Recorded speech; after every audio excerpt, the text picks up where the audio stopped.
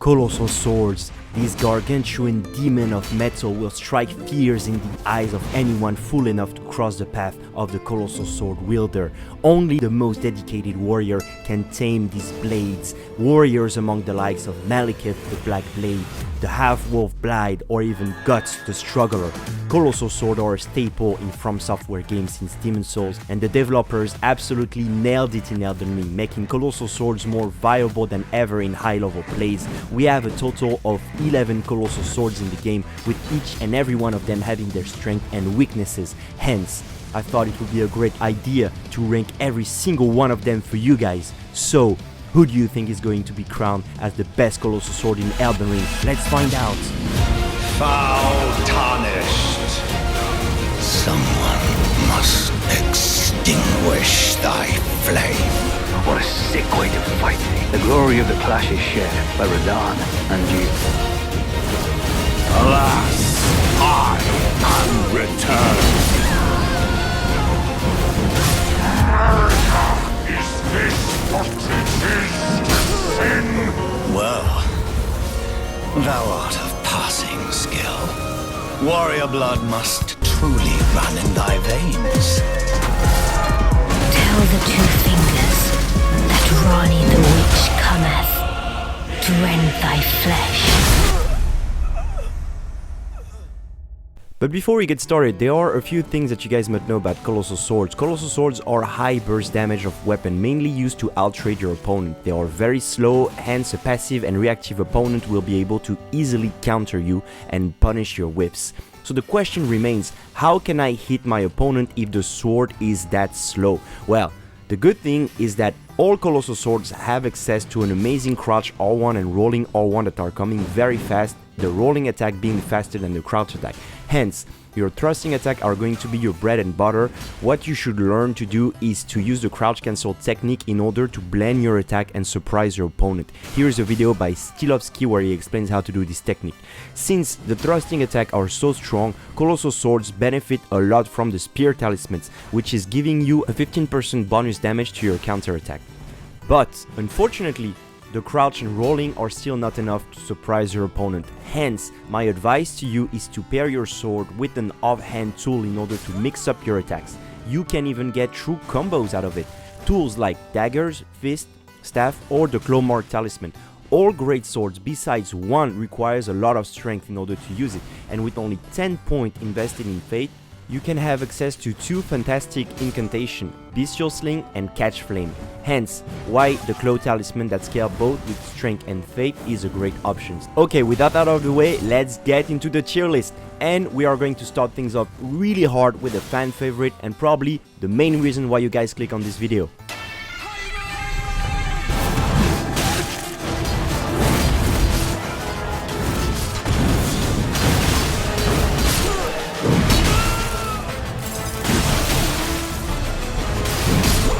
The Greatsword, which name is very confusing because everybody thought in the Greatsword video that the Greatsword was a Greatsword. It's a Colossal Sword. Probably the most iconic weapon in fromsoftware games. When we start playing Elden Ring, one of the first things that some of us want to do is finding the Guts sword and overcompensate for our tiny dick. But maybe that's just me. The Greatsword design is inspired and pretty much copy-pasted from the manga Berserk. To some extent, the whole license from Demon's Souls to Elden Ring are making reference to Berserk. Furthermore, the monumental that we can find all throughout the lands between counting the tales of battles are also monumentals to the beloved memory of Berserk's author Kentaro Miura. Rest in peace, and thank you so much for your amazing work. It's a good thing that we're starting things off with the Greatsword, which I will be calling the Gugs from now on, because it embodies all the amazing aspect of a Colossal Sword and sets the bar in order to help us judging the other Colossal Swords. The Gugs has the longest range out of all the Colossal Sword. It has the highest damage on a pure strength build with heavy infusion. It looks fantastic. You can cosplay Guts while using it. It has interchangeable Ashes of War, meaning you can use some of the best Ashes of War on it. But what are the best Ashes of War to use on a Colossal class of weapon, you're going to ask? And by the way, don't forget to tell me what are your favorite Ashes of War in the comment section below. Well, in order to help us figuring this out, we need to look no further than the MVP of true combos, the one and only Thickest. If you guys don't know about Gigas, Thickest is a YouTube channel. I mean, he's not a YouTube channel, he's a person focusing on finding combos in Elden Ring. He has found so many combos using Colossal Sword. To name a few, we have Warcry or Brackets Roar R2 into R1 true combo. Yes, finally! Oh my god! This one could be one of the best way to play Colossal Sword, but unfortunately there is a glitch at the moment called the aim punch glitch, which is making it very unreliable to use it, because basically sometimes when you trade with someone, when you're about to trade just before your hit just deviates from your target. It's very weird, it's probably going to get fixed. Oh! Ah, fuck it. Putain. But as of today, it's very annoying. Still, the boost to your AR is colossal. Get it? So it should be considered a top Ash of War. Poke into Catch Flame. Poke into Chilling Mist Roll Catch.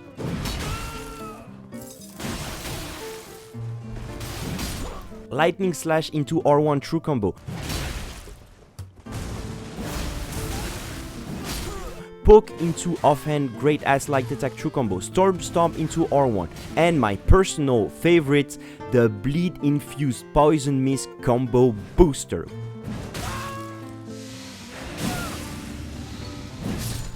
Which is making the Colossal Sword shine the most in my opinion. TLDR, you make a strength arcane build, you infuse the Gugs into bleed, you add on top of that the Lords of Blood Exaltation and the Kindred of Rot Exaltation Talisman, and if you don't have any self-esteem you can also use the Mushroom Crown, but again, I respect myself way too much to wear this ugly piece of shit. Your AR then becomes bananas. Your opponent has to pull back in order to cure the poison anyway, so you can jump attack them in order to finish them off, and ta-da! This sword has no downside, it is pretty much perfect in every way. We are of course putting it into the S tier. On to the next one, and I already know this one is going to be a controversial one. I will seek you as far as you may travel, to deliver you what is yours. Destined death. The Godlsayer Greatsword, probably the most unique Colossal Sword. The Godlsayer Greatsword, wielded by the enigmatic Glowmite Queen, the leader of the God's King Apostle. She was the carrier of death and was making sure to keep the proper cycle of life and death in the lands between. But Marika, wanting her age to be eternal, ordered her shadow slave Maliketh to take destined death from the Glowmite Queen. Where is she now? Is she dead? Is she hiding? Who is she? Melina? Rani? Some say it's even Marika herself, but no one really knows. Yes, the lore surrounding this sword is amazing, but is the sword itself amazing? Well, the ranking on this weapon is going to be quite controversial, as I said, because at first I thought this weapon was going to be super trash. Let's just talk about the bite points. Just the stat requirement on it makes no sense. 20 strength, 22 dex, 20 fate, and it scales mainly out of your dex investment. It has one of the lowest attack rating on a Colossal Sword in the game, with split damage, so you do even less damage, and it has a unique Ash of War, the Queen's Black Flame, which reads set the blade ablaze with the God-slaying black flame before delivering a sweeping slash. Additional input allows for a follow-up attack. The black flames will continue to wear down the HP for a while. The problem is that it is so slow, your opponent has the time to kiss Melina, say hello to Godfrey, and come back to hit you. But thanks again to our good friend Gigas Thickest, I have realized the potential of this weapon and the fantastic mix-up potential that it offers. Hence, it hit me. I should have thought about it earlier. Think about it, this weapon scales mostly out of dexterity. And what is the advantage that dexterity type of weapon have over strength type of weapon? Can anyone guess? You don't need to two-hand them to get the most out of them. So this weapon is an invitation to pair it with something else. And it turns out that the combo Poke, Catch Flame into the Ash of War can combo and roll catch your opponent like crazy. You can also cancel the follow-up portion of the Ash of War by rolling. Something that is also unique to the Godslayer Greatsword is the fact that it has a unique R1 chain animation, a chain that is swinging a little bit faster than other Colossal Sword, and the subtle aspect along with the combos is making the Godslayer sword a mix-up machine that will be making sure to confuse the hell out of your opponents. Honestly, I loved using this weapon, and I feel like there is a lot more room for improvement and learning to master this playstyle. Awesome design, unique moveset, not a lot of damage, yes, but what can I say? This weapon has won over my heart. A tier for you, my queen. And if the Godslayer has won my heart, well, you can be certain that the next weapon broke it in a million pieces.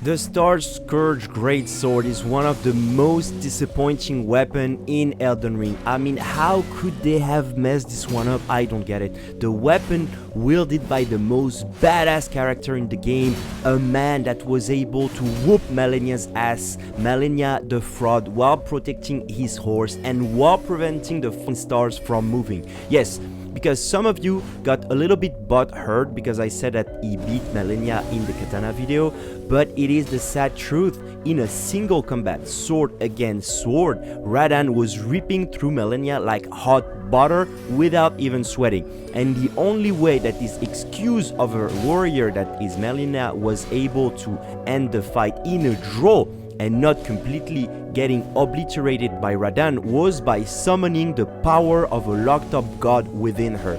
It is not even her power, it is the power of someone else. And in the process, she turned Khalid in fucking Chernobyl. Like, how can you root for Malenia? If you really want to sim for someone, sim for Malenia. Or for Ranni, or even fucking Fia, like for what do I care? These women are much more of a badass than Malenia. Okay, but what about the sword? Why is it bad? Guys, I can only see problems with this weapon, and it is not even funny. Like, I wish this was like a funny weapon. It's like, oh, it's bad, but it's cool. It's not cool, it's terrible. Using it was making me pull my hair out of my ass. It was awful. It has the shortest range out of all the Colossal Sword. It has a low AR for a split scaling weapon. It has a terrible moveset. Let me explain. This weapon is a paired weapon, meant to be two-handed, but it has the same slow and super predictable moveset as the power stance regular Colossal Sword. You even lose the poke and rolling crouching attack. I mean, why FromSoftware? Why? It is not their first time designing a paired Colossal Sword, right? Back in Dark Souls 3, for those that remember, we had a really cool paired Greatsword, paired Ultra Greatsword called the Ring Knight Paired Greatsword, and those were fantastic weapons with a unique, cool and viable moveset. Why not doing the same thing for Radahn's sword? Why not making it special? Do you guys hate Radahn? Are you guys trying to destroy masculinity? Like, why? It was such a cool opportunity and you messed it up. Furthermore, it has a terrible Ash of War called Stormcaller Cry. I mean, it's a cry. How can it be strong? It is so slow, it's impossible to hit anyone with half a brain cell with it. Also, you stay stationary while using it for so long, you are the target for many different kind of projectiles. I want you guys to know that I've tried really hard to make this weapon work. I thought, you know, if I pull out a trick out of my sleeve, maybe I will make it work, because the first part of the Ash of War is actually a roar, right? So I thought, okay, I'm going to be using the Highland Axe and the Raw Medallion to make it, you know, do a bit more damage. But no, even with those, the Ash of War was much more of a detriment to this weapon than anything else. Honestly, I can only see one use for this weapon, and it is to wipe your ass when you go to the toilet. Toilet tier. Maybe I should create another tier called the sewer tier. Like, this was really bad. It was awful.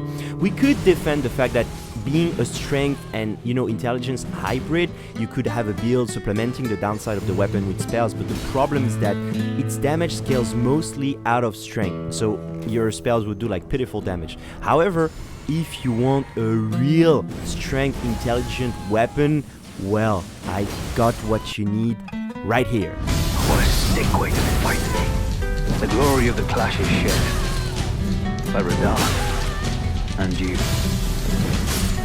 The Royal Greatsword is the weapon of choice wielded by the half-brother and shadowbound beast given by the two-finger to Ranni the Witch, the Half Wolf Blaidd. Blaidd was sent by the Two Fingers to help Ranni into becoming Maliketh's successor. However, what the Two Finger never anticipated was that Ranni was a real savage and actually had a visceral rage and hate toward the Golden Order. This was probably due to Radahn leaving her mother like a coward would be leaving his pregnant girlfriend. Rennala never recovered from her broken heart and is today still in shambles. She is a shadow of her former self, of her past glory, and still cradled to this day her beloved egg while waiting for her beloved to return. Blaidd is a true warrior with a sense of honor, justice, and loyalty. He is the friend that we all need and is the role model that we all should aspire to become. He was dedicated to serve Ranni, even knowing that it might make him lose his sanity and his self-control.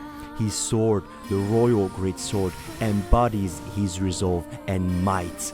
Now, how is this weapon actually performing? Well, it has a very good range, being the 4th longest Colossal Sword. It does tons of damage on the proper strength and intelligence build, so it pairs really well with spells like Carrion Slicer, Swift Glintstone Shard, and Star Shower. It is most probably the best looking weapon in Elden Ring. By the way, let me know in the comment section below what is your favorite looking weapon in Elden Ring. But its Ash of War is destroy completely the possibility for this weapon to reach S tier.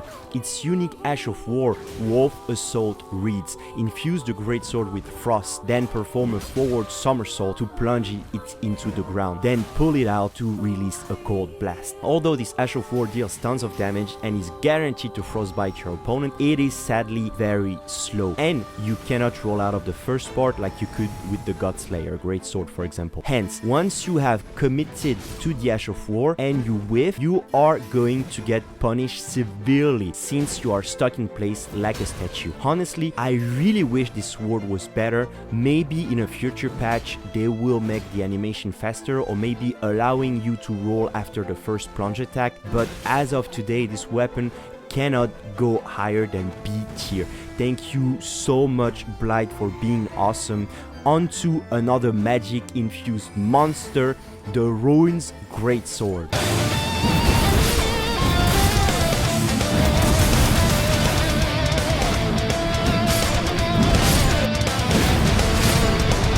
Found after defeating the misbegotten Crucible duo at Rayman's castle, the Ruin's Greatsword is most likely a piece of Farum Azula struck by a meteorite imbued with gravitational magic. This piece was then forged into a sword and is now the best expression of what a destructive magic nuclear blast could look like. Ruin's Greatsword was a pleasant surprise. After trying Radahn's sword, I thought this weapon was going to also end up in the toilet. Reason being that it has the second smallest range out of all the Colossal Sword, and it has an unchangeable Ash of War. However, this weapon has probably the highest AR, averaging around the 900s in an optimized build. It is a Colossal Sword, so it has the benefit share amongst most of them: great poke, hyper armor, high damage, and I still haven't talked to you guys about the Ash of War, Wave of Destruction. Wave of Destruction sends out a wave of destructive gravitational energy, destroying everything in its path. It is a skillful power to use, and if you can predict your opponent roll, you can free aim the weapon and then catch your enemy mid-roll for a big chunk of their health. A super cool weapon, fun, very useful in PvE and invasion. Unfortunately, lacking some mix-ups tool in duels, the cherry on top is that it has a unique heavy attack that, if charged, will spawn gravitational rocks from the floor in an area of effect. We've decided to rank this big girl in the C tier. Now, how about the Troll Knight Sword? Another intelligent hybrid type of weapon wielded by the troll that have sworn an oath to serve the carrion family. They are the only trolls not treated as slaves but as equal to their fellow brothers and sisters in arms. A true sign of community living in harmony. Although the weapons tells beautiful stories, it really sucks balls. For some reason, the Troll Knight sword is one of these weapons that has an unchangeable Ash of War for no reason. The Ash of War it is stuck with is Troll's Roar, which is not a bad Ash of War per se. You can definitely make it work and can be used to roll catch or surprise your opponent, but as said in the introduction, there are so many better Ashes of War that we could use on the Colossal Sword, and also the weird split stat requires you to have the best AR around the weapon. That doesn't really make sense in any build. It's like you need the quality intelligence build. It's like, who has a quality intelligence build? If you are this guy, please make yourself known in the comment section below. A weapon with a cool lore, it looks amazing, but it has the third shortest colossal range out of all the Colossal Sword. It doesn't do a lot of damage and is stuck with the terrible Ash of War. I guess the only silver lining that I can find, that I can see in the sky when I look for God trying to save this weapon, is that it has the unique R2, which is a thrusting attack that is shared amongst only the Troll's Knight sword and the ZWEIHANDER. But still, I am very sorry, but I have to put the troll just above the toilet into D tier. Now, let's have a look at probably, and I'm not exaggerating, the worst Colossal Sword in any fromsoftware game. The Grafted Greatsword. I mean, really, I don't know what they were thinking with this weapon. I don't know. It has so many bad attributes. I don't even know where to begin. It has a short range. It looks super ugly. I mean, look at this monstrosity. It has a unique Ash of War called Oath of Vengeance, which is it's kind of a good idea. It raises all of your attribute by 5, so you have health, endurance, strength, you know, everything is raised by 5. But like, what's the point? I don't get it. I don't understand why you would use this weapon over anything else. I mean, I'm losing my words. I'm just going to put this one into the toilet tier, and we're never going to talk about it again. Now, let's talk about the Troll's Golden Sword, also known as the much better Troll Sword. I guess serving under the carrion just made the Troll super weak. Not surprising, to be honest. What fighting skills could they have learned from a magic user? No, you don't learn anything from these guys. There is no need to make a long review on this weapon because the Troll's Knight is just a weaker version of the Gogs in every way. It has a shorter range, less overall damage, no matter the infusion. I guess the only redeeming quality that this weapon has is that it looks really good, it looks amazing, and it is a little bit lighter than the Gogs, but still B tier for you. And unfortunately, the same conclusion applies to the Wathdog Greatsword. Again, it's just a worse version of the Gogs. However, contrary to the Troll's Golden Sword, that is a little bit lighter, the Wathdog Greatsword is actually as heavy as the Gog, with a little bit less AR overall. So why would you ever go for this weapon instead of the Gogs? I don't know, I guess maybe for the looks, because this weapon looks fantastic. I have decided to put it into the A tier because it is still a top tier Colossal Sword. Only 2 more swords to go, guys, and probably the 2 most interesting Colossal Sword. The next one tells a story of betrayal. America, is this what it is to sin? Will things never be the same again?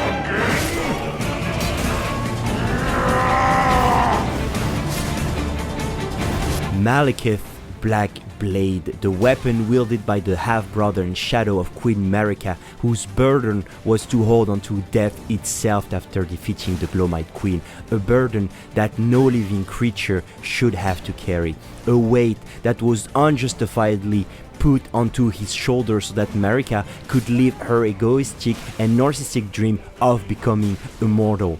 Yes, Marika is a real bitch. Being burdened by death itself was a tragedy that consumed Maliketh from the inside, turning him slowly into a mindless beast. However, since he is chained by the greater will, even after Marika betrayed him, he still carries on his duty of keeping death under control by eating the various death roots sprouting around the lands between. However, Ranni was able to steal the rune of death from him in order to kill herself and Godwyn. Hence, to make sure no one would ever steal the rune of death, he fused the rest of the rune with his own flesh. Only after defeating and freeing him from his terrible fate can we wield this powerful and magnificent sword, Maliketh Black Blade. Now, let's talk about how this weapon actually performs in game. Maliketh Black Blade is a unique weapon. It requires 34 strength, 12 dexterity and 20 fate to be wielded and unlock its full power. It has a scaling of B and B in strength and fate respectively after being fully upgraded. After meeting the minimum requirement, you should level up fate and strength in parallel as you are leveling up your character.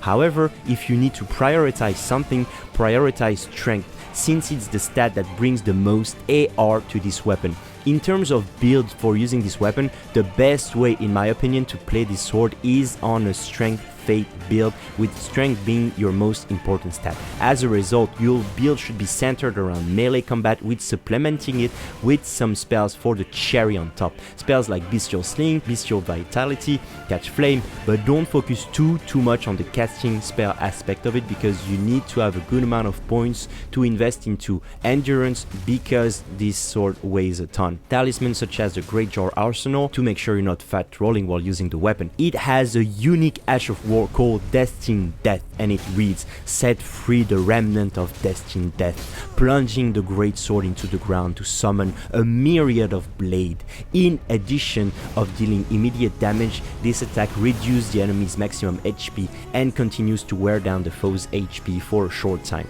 The pros of this Ash of War are, it does an almost 360 degree on the first part, and it gives you a huge amount of hyper armor while casting it. I have yet to be interrupted by anything so far, besides a bleed proc or frost proc. It deals damage over time after being hit, and it lowers the max HP of your enemies by 10% for about 50 seconds. The cons are that the first and second part doesn't combo it to each other, so if you hit your opponent with the first part, they can definitely roll away, and it's very easy to, backstab you or jump attack you right after you're finished. It is also very punishable. As you're casting it, you are stuck in place for a long time, and people can damage you with spells, projectiles, arrow, bolts, whatever, or long range Ashes of War like Stormblade or Thunderbolt, to name a few. It doesn't deal that much damage. It usually deals a bit less than half of their health, so for that much risk is definitely not worth it.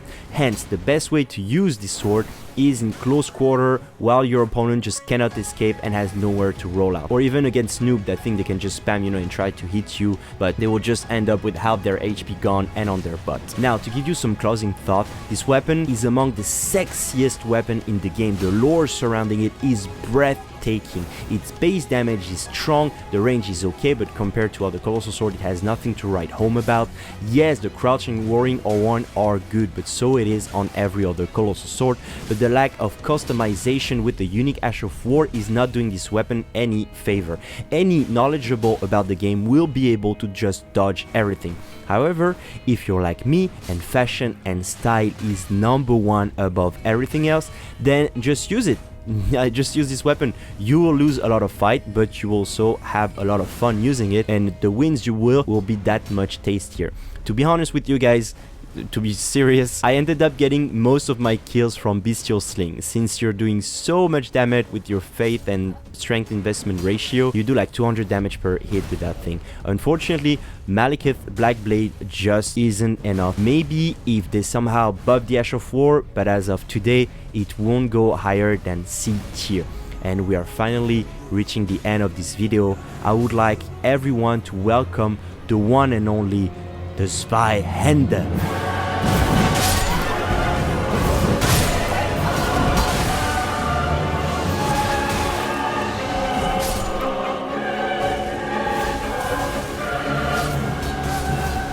The ZWEIHANDER is actually an historical weapon. It's a sword developed from the longsword of the late Middle Ages and became the hallmark weapon of the German Landesgeschichte from the I don't know how to say it, from the time of Maximilian I. Truly magnificent how fromsoftware is able to get inspiration from real life event, archaeology, history and myth and blend it together in their own game. The ZWEIHANDER is definitely among the best Colossal Sword in Elden Ring because it requires low stat investment, so you can use it on any type of build. The ZWEIHANDER is also your best option if you want to use a Colossal Sword on a dexterity build. It has an amazing range, being the second longest Colossal Sword in the game, just behind the Gogs.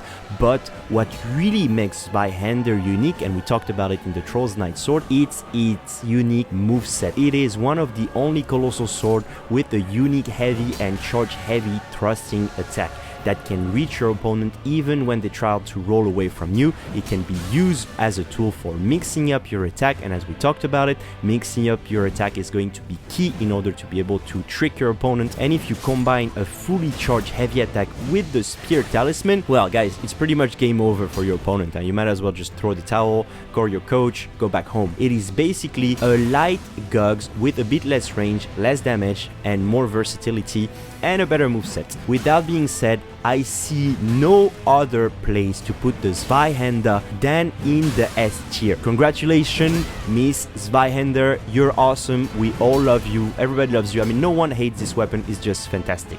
But one question remains, which one is better between the Gogs and the Zweihander? I am leaving this question to you guys to answer in the comment section below. We are at the end of this video. This is our final ranking. Thank you guys so very much for watching. Don't forget to leave a like, subscribe, and comment. I answer to every comment. Yes, it's true, I answer to every comment. You can try and you will see I will answer you. I'm getting a lot of support from you guys for my two latest videos on the Katana and the Greatsword. If you haven't watched them, you can watch them. The link will be in the description below. It was Valentin. I love you guys, and I see you in the next video. And by the way, the next tier list will be about Curved Greatsword. Wish me luck.